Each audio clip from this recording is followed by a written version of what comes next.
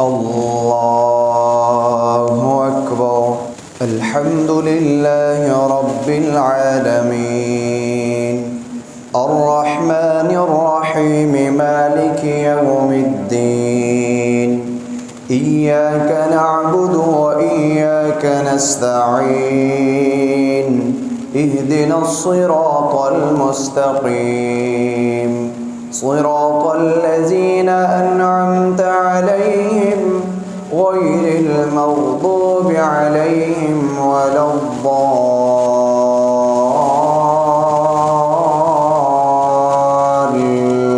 الضالين آمين.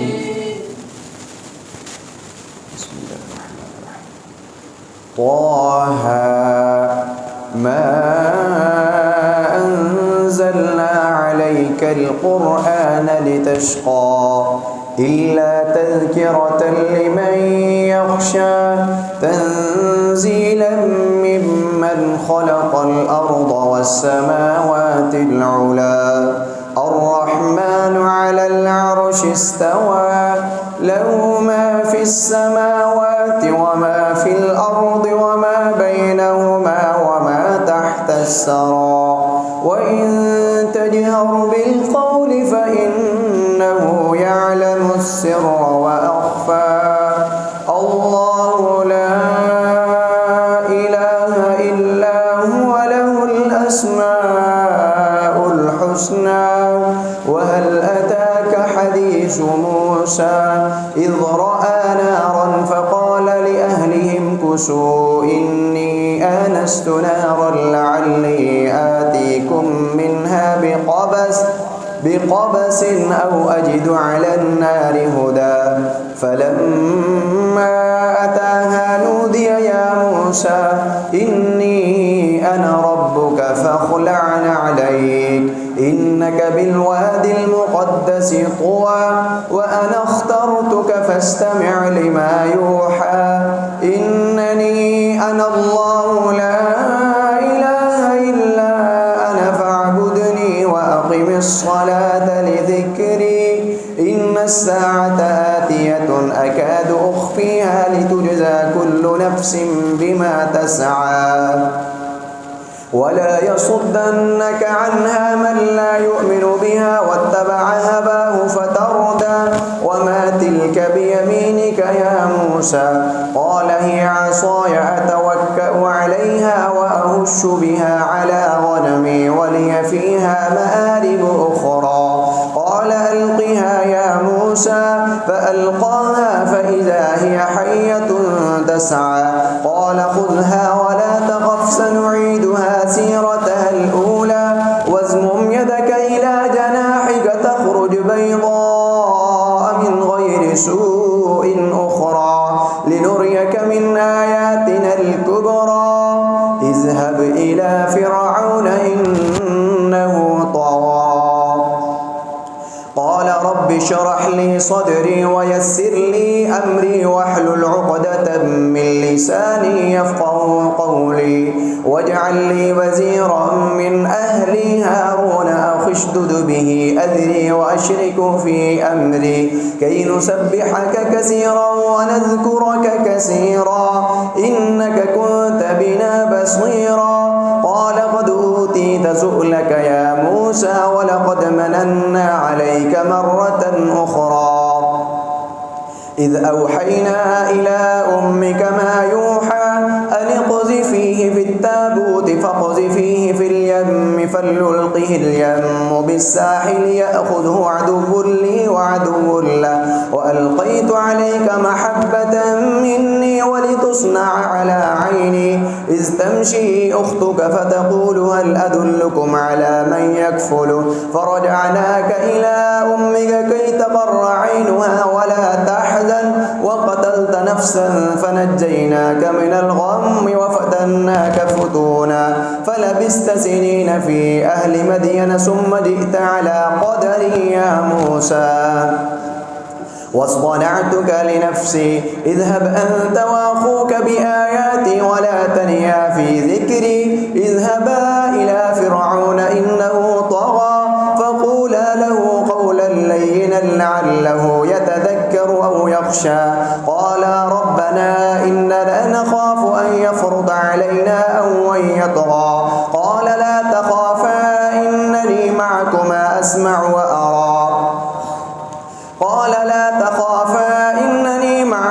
أسمع وأرى فأتياه فقولا إنا رسولا ربك فأرسل معنا بني إسرائيل ولا تعذبهم قد جئناك بآية من ربك والسلام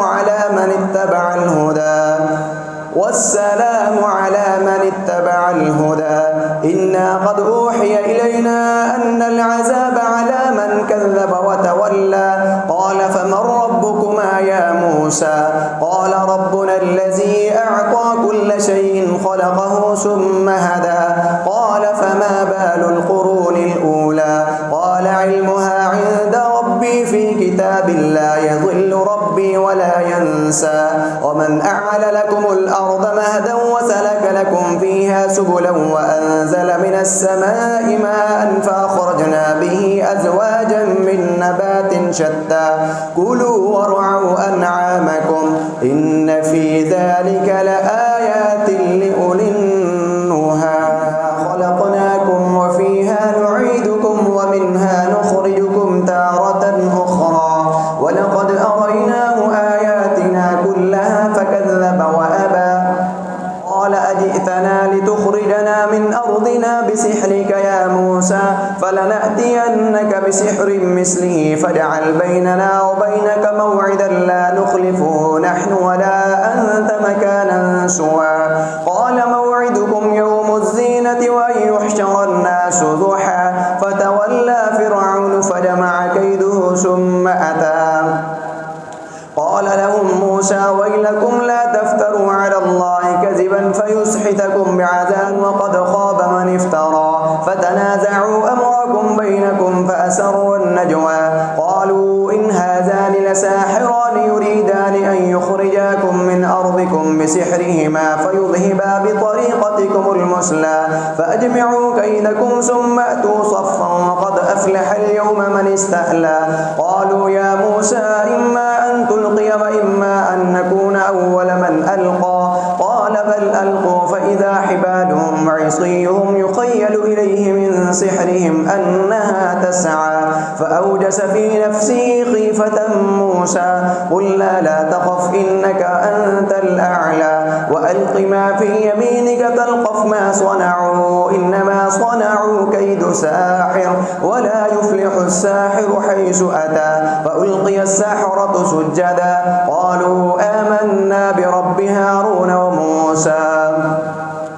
فألقي السحرة سجدا قالوا آمنا برب هارون وموسى قال آمنتم له قبل أن آذن لكم إنه لكبيركم الذي علمكم السحر ولأقطعن أيديكم وأرجلكم من خلاف ولأصلبنكم في جذوع النخل ولتعلمن أينا أشد عذابا وأبقى قالوا لن نؤثرك على ما جاءنا من البينات والذي فطرنا فاقض ما أنت قاض إنما تقضي هذه الحياة الدنيا إنها عدن تجري من تحتها الأنهار خالدين فيها وذلك جزاء من تزكى ولقد أوحينا إلى موسى أن أسر بعبادي فاضرب لهم طريقا في البحر يبسا لا تخاف دركا ولا تخشى فأتبعهم فرعون بجنوده فغشيهم من اليم ما غشيهم وأضل فرعون قومه وما هدى يا بني إسرائيل قد أنجيناكم من عدوكم وباعدناكم جانب الطور الأيمن ونزلنا عليكم المن والسلوى كلوا من طيبات ما رزقناكم ولا تطغوا فيه فيحل عليكم غضبي ومن يحلل عليه غضبي فقد هوى وإني لغفار لمن تاب وآمن وعمل صالحا ثم اهتدى وما أعجلك عن قومك يا موسى قال هم أولئك على أثري وعجلت إليك رب لترضى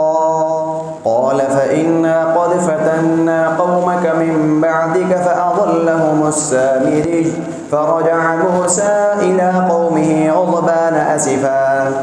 يا قوم ألم يعدكم ربكم وعدا حسنا أفطال عليكم العهد أم أردتم أن يحل عليكم غضب من ربكم فأخلفتم موعدي قالوا ما أخلفنا موعدك بملكنا ولكننا حملنا أوزارا من زينة القوم فقذفناها فكذلك ألقى السامري فأخرج لهم عجلا جسدا له خوار فقالوا هذا إلهكم وإله موسى فنسي أفلا يرون ألا يرجع إليهم قولا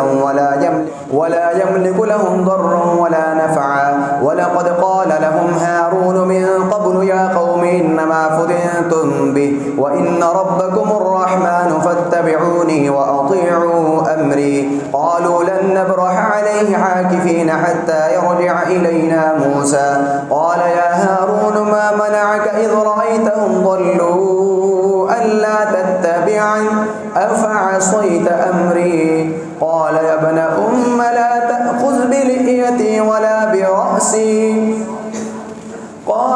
أم لا تأخذ بلحيتي ولا برأسي إني خشيت أن تقول فرقت بين بني إسرائيل ولم ترقب قولي قال فما خطبك يا سامري قال بصرت بما لم يبصروا به فقبضت قبضة من أثر الرسول فنبذتها وكذلك سولت لي نفسي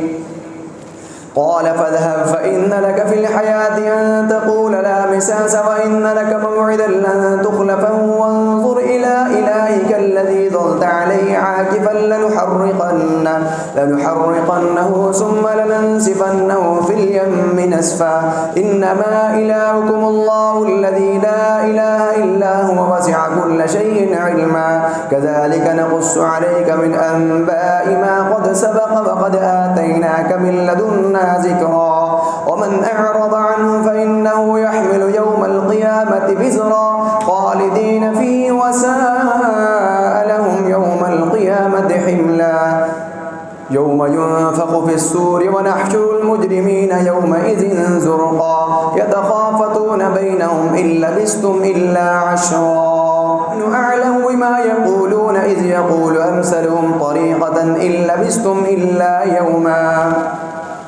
ويسألونك عن الجبال فقل ينسفها ربي نسفا ويذرها قاعا صفصفا لا ترى فيها عوجا ولا أمتا يومئذ يتبعون الداعي لا عوج له وخشعت الأصوات للرحمن فلا تسمع إلا همسا يومئذ لا تنفع الشفاعة إلا من أذن له الرحمن ورضي له قولا يعلم ما بين أيديهم وما خلفهم ولا يحيطون به علما وعنت الوجوه للحي القيوم وقد خاب من حمل ظلما ومن يعمل من الصالحات وهو مؤمن فلا يخاف ظلما ولا هضما وكذلك أنزلناه قرآنا عربيا وصرفنا فيه من الوعيد لعلهم يتقون أو يحدث لهم ذكرا فتعالى الله الملك الحق ولا تعجل بالقرآن من قبل أن يقضى إليك وحيه وقل رب زدني علما ولقد عهدنا إلى آدم من قبل فنسي ولم نجد له عزما وإذ قلنا للملائكة اسجدوا لآدم فسجدوا إلا إبليس أبى فقلنا يا آدم إن هذا عدو لك ولزوجك فلا يخرجنكما من الجنة فتشقى إن لك ألا تجوع فيها ولا تعرى وأنك لا تظمأ فيها ولا تضحى فوسوس إليه الشيطان قال يا آدم هل أدلك على شجرة الخلد وملك لا يبلى فأكلا منها فبدت لهما سوآتهما وطفقا يخصفان عليهما من ورق الجنة وعصى آدم ربه فغوى ثم اجتباه ربه فتاب عليه وهدى واهبطا منها جميعا فمن تبع هداي فلا يضل ولا يشقى ومن أعرض عن ذكري فإن له معيشة ضنكا ونحشره يوم القيامة أعمى قال رب لم حشرتني أعمى وقد كنت بصيرا قال كذلك أتتك آياتنا فنسيتها وكذلك اليوم تنسى وكذلك نجزي من أسرف ولم يؤمن بآيات ربه ولعذاب الآخرة أشد وأبقى أفلم يهد لهم كم أهلكنا من قبلهم من القرون يمشون في مساكنهم إن في ذلك لآيات لأولي النهى ولولا كلمة سبقت من ربك لكان لزاما وأجل مسمى فاصبر على ما يقولون وسبح بحمد ربك قبل طلوع الشمس وقبل غروبها ومن آناء الليل فسبح وأطراف النهار لعلك ترضى ولا تمدن عينيك إلى ما متعنا به أزواجا منهم زهرة الحياة الدنيا لنفتنهم فيه ورزق ربك خير وأبقى وأمر أهلك بالصلاة واصطبر عليها لا نسألك رزقا نحن نرزقك والعاقبة للتقوى ولولا يأتينا بآية من ربه وقالوا لولا يأتينا بآية من ربه أولم تأتهم بينة ما في الصحف الأولى ولو أنا أهلكناهم بعذاب من قبله لقالوا ربنا لولا أرسلت إلينا رسولا فنتبع آياتك من قبل أن نذل ونخذى قل كل متربص فتربصوا فستعلمون من أصحاب الصراط السوي ومن اهتدى اقترب للناس حسابهم وهم في غفلة معرضون ما يأتيهم من ذكر من ربهم محدث إلا استمعوه وهم يلعبون لاهية قلوبهم وأسروا النجوى الذين ظلموا هل هذا إلا بشر مثلكم أفتاتون السحر وأنتم تبصرون قال ربي يعلم القول في السماء والأرض وهو السميع العليم بل هو أضغاث أحلام بل افتراه بل هو شاعر فليأتنا بآية كما أرسل الأولون ما آمنت قبلهم من قرية أهلكناها أفهم يؤمنون وما أرسلنا من قبلك من رسول إلا نوحي إليه وما أرسلنا قبلك إلا رجالا نوحي إليهم فاسألوا أهل الذكر إن كنتم لا تعلمون وما جعلناهم جسدا لا يأكلون الطعام وما كانوا خالدين ثم صدقناهم الوعد فأنجيناهم ومن نشاء وأهلكنا المسرفين لقد أنزلنا إليكم كتابا فيه ذكركم أفلا تعقلون وكم قصمنا من قرية كانت ظالمة وأنشأنا بعدها قوما آخرين فلما أحسوا بأسنا إذا هم منها يركضون لا تركضوا وارجعوا إلى ما أترفتم فيه ومساكنكم لعلكم تسألون قالوا يا ويلنا إنا كنا ظالمين فما زالت تلك دعواهم حتى جعلناهم حصيدا خامدين وما خلقنا السماء والأرض وما بينهما لاعبين لو أردنا أن نتخذ لهوا لاتخذناه من لدنا إن كنا فاعلين بل نقذف بالحق على الباطل فيدمغه فإذا هو زاهق ولكم الويل مما تصفون وله من في السماوات والأرض ومن عنده لا يستكبرون عن عبادته ولا يستحسرون يسبحون الليل والنهار لا يفترون أم اتخذوا آلهة من الأرض هم ينشرون لو كان فيهما آلهة إلا الله لفسدتا فسبحان الله رب العرش عما يصفون لا يسأل عما يفعل وهم يسألون أم اتخذوا من دونه آلهة قل هاتوا برهانكم هذا ذكر من معي وذكر من قبلي بل أكثرهم لا يعلمون الحق فهم معرضون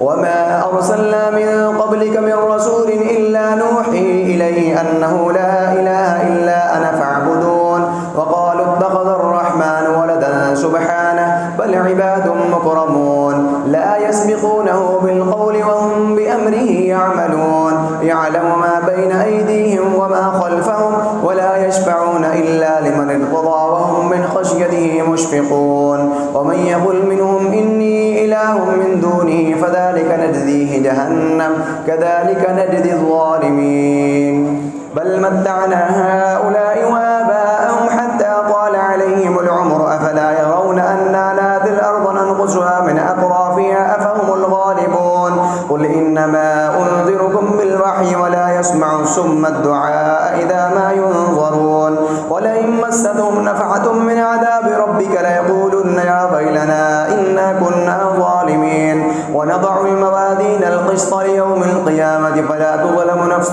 شيئا وإن كان مثقال حبة من خردل أتينا بها وكفى بنا حاسبين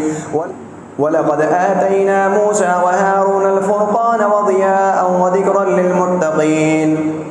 الذين يخشون ربهم بالغيب وهم من الساعة مشفقون وهذا ذكر مبارك أنزلناه أفأنتم له منكرون ولقد آتينا إبراهيم رشده من قبل وكنا به عالمين إذ قال لأبيه وقومه ما هذه التماثيل التي أنتم لها عاكفون قالوا وجدنا آباءنا لها عابدين قال لقد كنتم أنتم وآباؤكم في ضلال مبين قالوا أجئتنا بالحق أم أنت من اللاعبين قال بل ربكم رب السماوات والأرض الذي فطرهن وأنا على ذلكم من الشاهدين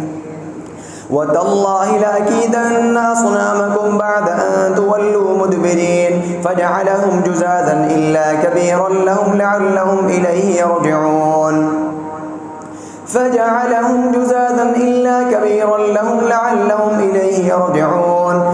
قالوا من فعل هذا بآلهتنا إنه لمن الظالمين قالوا فأتوا به على أعين الناس لعلهم يشهدون قالوا أأنت فعلت هذا بآلهتنا يا إبراهيم قال بل فعله كبيرهم هذا فاسألوهم إن كانوا ينطقون سعوا إلى أنفسهم فقالوا إنكم أنتم الظالمون ولقد آتينا إبراهيم رشده من قبل وكنا به عالمين إذ قال لأبيه وقومه ما هذه التماثيل التي أنتم لها عاكفون قالوا وجدنا آباءنا لها عابدين قال لقد كنتم أنتم وآباؤكم في ضلال مبين قالوا وجئتنا بالحق أم أنت من اللاعبين قال بل ربكم رب السماوات والأرض الذي فطرهن وأنا على ذلكم من الشاهدين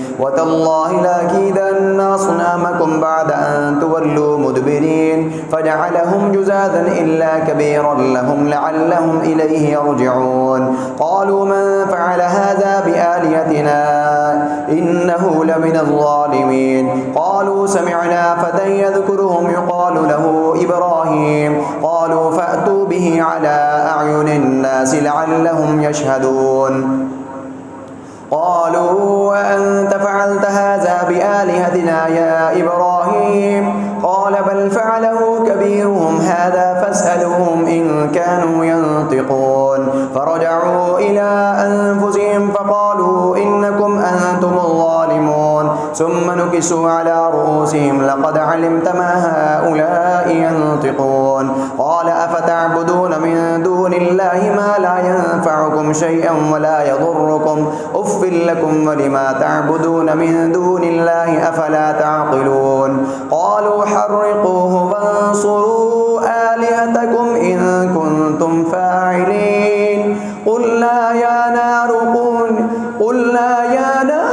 كوني بردا وسلاما على إبراهيم وأرادوا به كيدا فجعلناهم الأخسرين ونجيناه ولوطا إلى الأرض التي باركنا فيها للعالمين ووهبنا له إسحاق ويعقوب ويعقوب نافلة وكلا جعلنا صالحين وجعلناهم أئمة يهدون بأمرنا وأوحينا إليهم فعل الخيرات وإقام الصلاة وإيتاء الزكاة وكانوا لنا عابدين آتيناه حكما وعلما ونجيناه من القرية التي كانت تعمل الخبائث إنهم كانوا قوم سوء فاسقين وأدخلناه في رحمتنا إنه من الصالحين نوحا إذ نادى من قبل فاستجبنا له ونجيناه وأهله من الكرب العظيم ونصرناه من القوم الذين كذبوا بآياتنا إنهم كانوا قوم سوء فأغرقناهم أجمعين وداود وسليمان إذ يحكمان في الحرث إذ نفشت فيه غنم القوم وكنا لحكمهم شاهدين ففهمناها سليمان وكلا آتينا حكما وعلما وسخرنا مع داود الجبال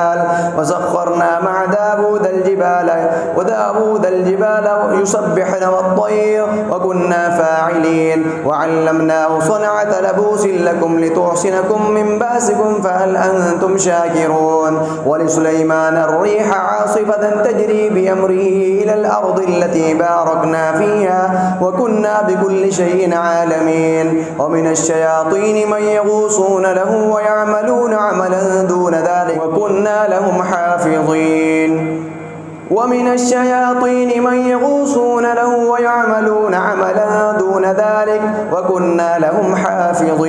وأيوب إذ نادى ربه أني مسني الضر وأنت أرحم الراحمين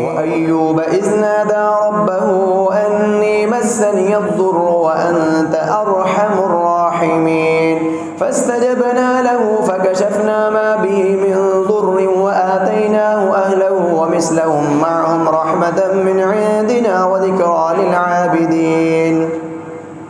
وإسماعيل وإدريس وذا الكفل كل من الصابرين وأدخلناهم في رحمتنا إنهم من الصالحين وذا النون إذ ذهب مغاضبا فظن أن لن نقدر عليه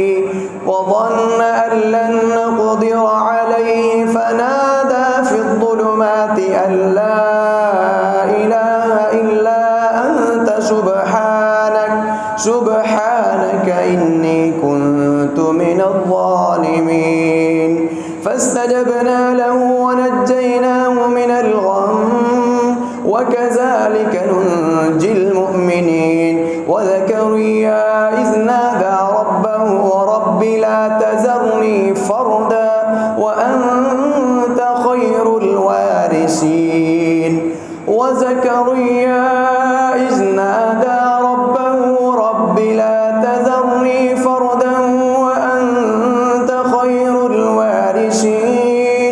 فاستجبنا له ووهبنا له يحيى وأصلحنا له زوجه إنهم كانوا يسارعون في الخيرات ويدعوننا رغبا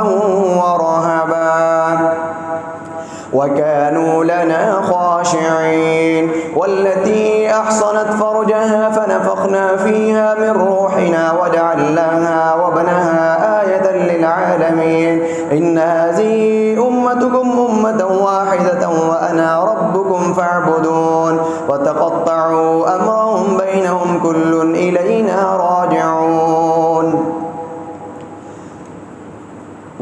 إلينا راجعون ومن يعمل من الصالحات وهو مؤمن فلا كفران لسعيه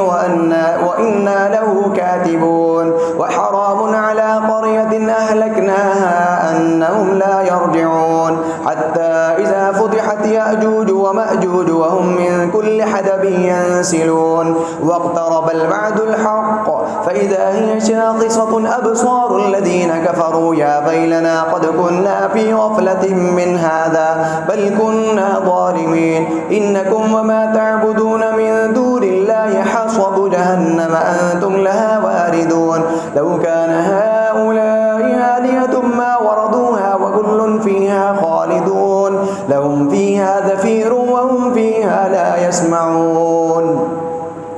إن الذين سبقت لهم منا الحسنى أولئك عنها مبعدون لا يسمعون حسيسها وهم فيما اشتهت أنفسهم خالدون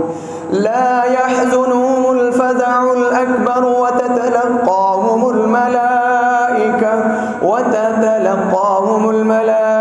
هذا يومكم الذي كنتم توعدون يوم نطوي السماء كطي السجل للكتب كما بدأنا أول خلق نعيده وعدا علينا إنا كنا فاعلين ولقد كتبنا في الزبور من بعد الذكر أن الأرض يرثها عبادي الصالحون إن في هذا لبلاغا لقوم عابدين وما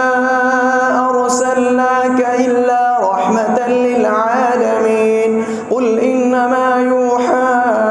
إلي أنما إلهكم إله واحد فهل أنتم مسلمون فإن تولوا فقل آذنتكم على سواء وإن أدري قريب أم بعيد ما توعدون إنه يعلم الجهر من القول ويعلم ما تكتمون أدري لعله فتنة لكم ومتاع إلى حين رب احكم بالحق وربنا الرحمن المستعان على ما تصفون.